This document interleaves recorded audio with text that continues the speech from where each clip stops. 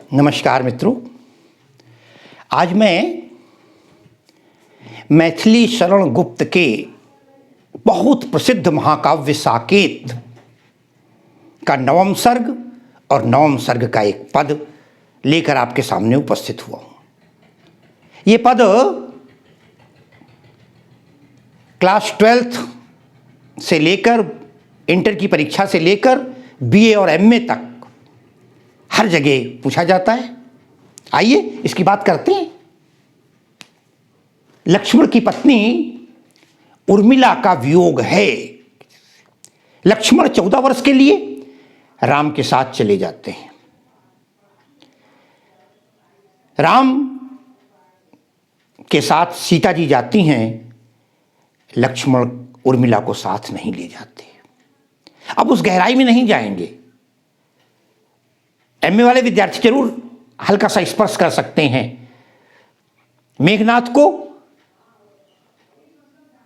यह वरदान था कि उसको वही मार पाएगा जो ब्रह्मचर्य होगा, जिसने 12 वर्ष तक अन्न जल न ग्रहण किया हो, निद्रा न का सेवन न किया हो, सोया न हो 12 वर्ष तक। और लक्ष्मण ने यह सारे व्रत का पालन किया। खैर, इस प्रसंग से इतर हो जाएगा। बढ़िया माहौल है अयोध्या का। राजभवन में सारी सुख सुविधाएं हैं, लेकिन उर्मिला जो है वो वियोग से व्यथित है, पीड़ित है। पति उसके पास नहीं है। मैंने पिछला जो पद लिया था, निरख सखी ये खंजन आए, उस समय मैंने बहुत सारी बातें बता दी थी। आज मैं केवल, देखें आप, कहती है मुझे फूल मत मारो, मुझे फूल मत मारो, मैं अबला बाला वियोगिनी। अरे कुछ तो दया विचारो। कौन कह रहा है? मैंने बताया उर्मिला कह रही है। किसको संबोधित कर रही है?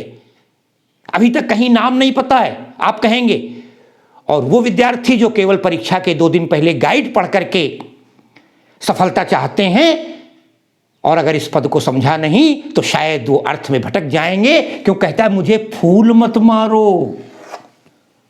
फूल किस बात का प्रतीक है? फूल मारने कहीं लगती चोट क्या किसी को? सीधा अर्थ, अगर सामान्य अर्थ को देखेंगे भटक जाएंगे आप। साथियों, यहां पर नायिका वियोग से पीड़ित है। वियोग विप्रलंब श्रृंगार है। जब नायक कतिपय कारणों से नायिका से अलग हो जाता है और उसके अभाव में जो पीड़ा होती है वो वियोग श्रृंगार कहलाती है।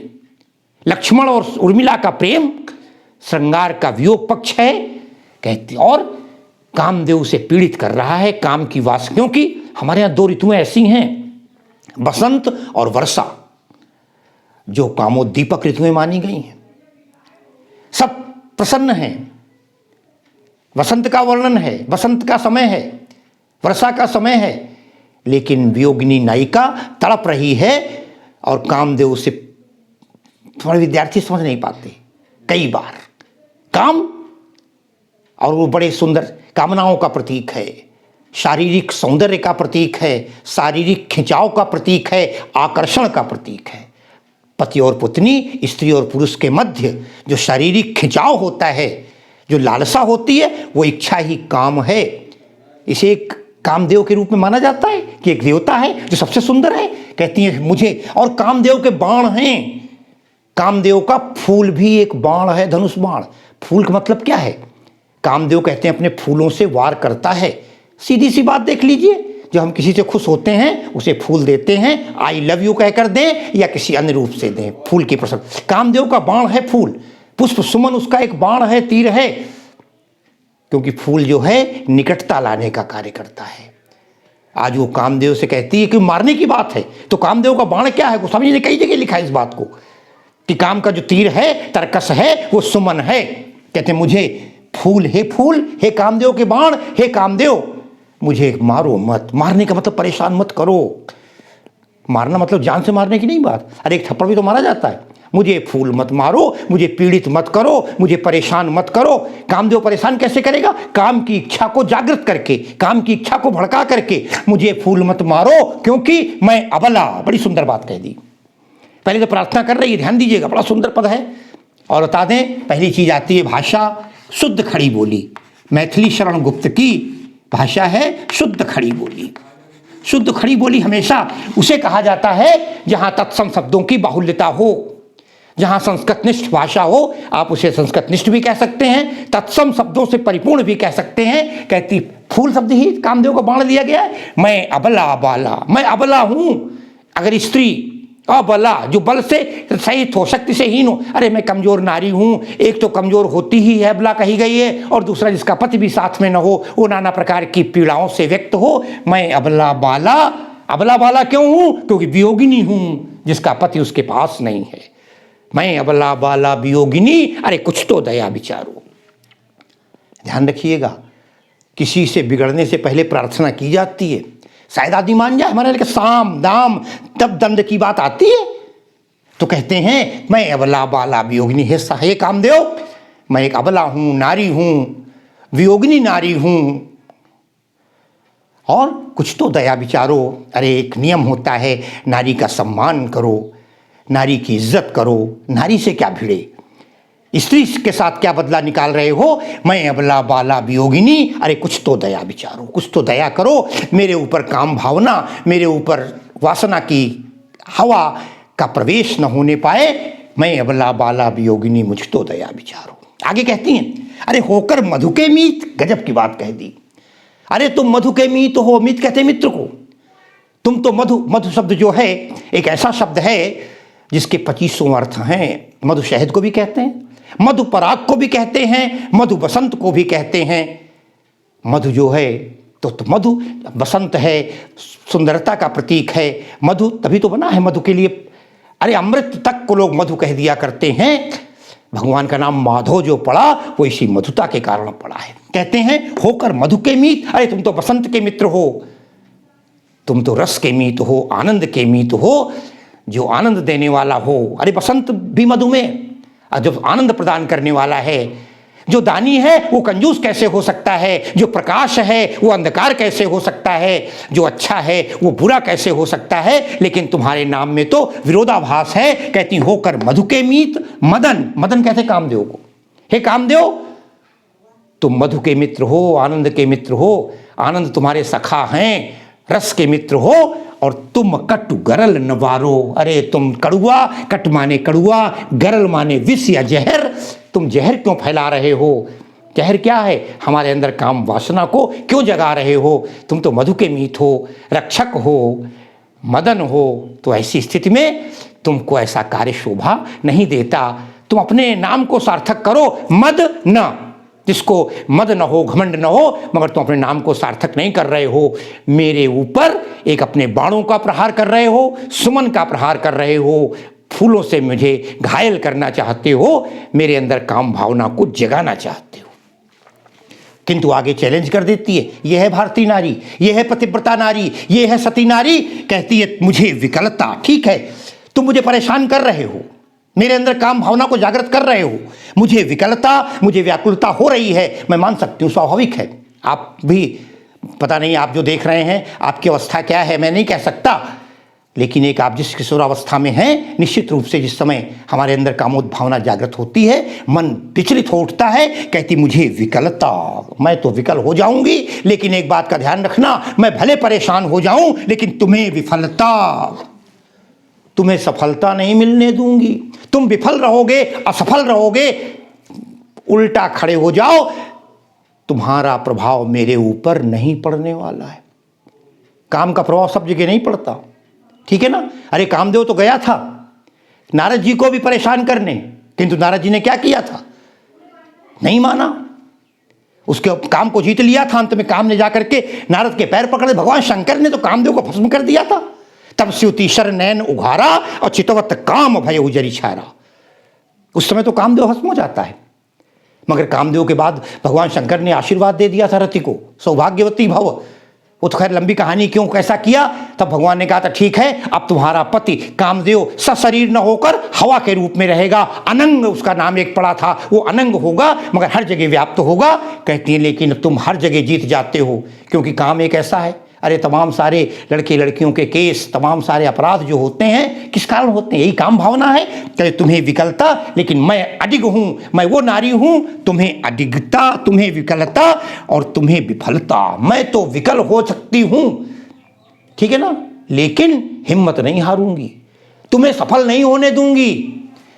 मुझे विकलता तुम्हें विफलता, अरे ठहरो, रुक जाओ, हे काम मेरे समीप भी आने की कोशिश न करना।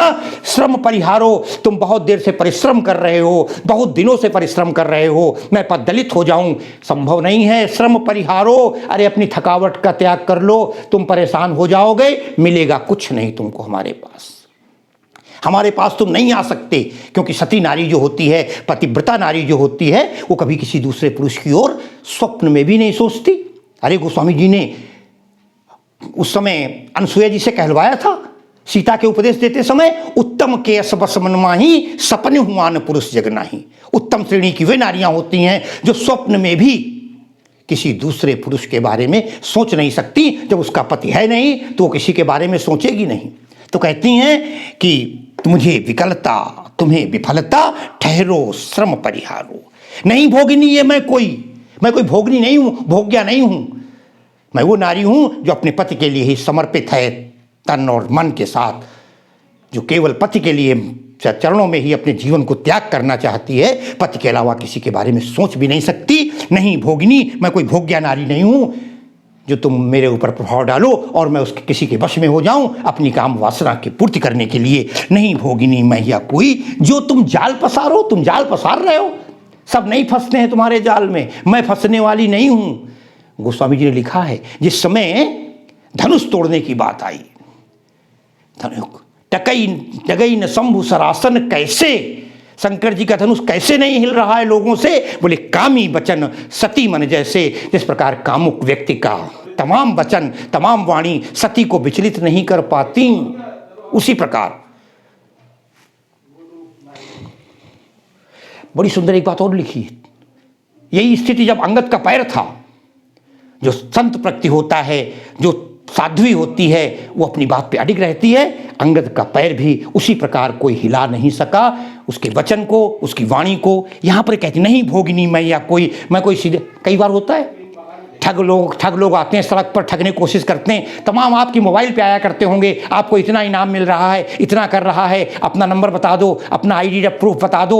मगर हर आदमी नहीं फंसता, फंसते वही हैं जो कमजोर हृदय वाले होते हैं। कहती नहीं भोगिनी मैं यहाँ कोई जो तुम जाल पसारो, अरे तुम फैलाते रहो कामदेव अपना जाल, मैं तुम्हारे जाल में फंसने वाली नहीं हूं।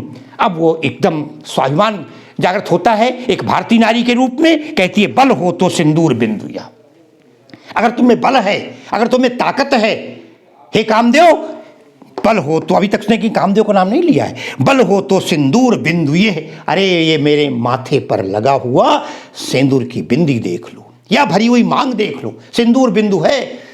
हमसे एक बार किसी ने पूछा था ये सिंदूर लाल ही रंग का क्यों होता है? आजकल महिलाएं कुछ हरी भी लगा लेती हैं टिकली, मगर नहीं, लाल का प्रतीक है। अनुराग का प्रेम तो है, किंतु लाल खतरे का प्रतीक होता है। लाल देख करके सड़क पर जाता हुआ यात्री को गाड़ी अपनी रोक देनी पड़ती है कि यहाँ आगे मत बढ़ना, ये लालिमा है, ये ज्वाला है, ये जलाकर राख कर देगी।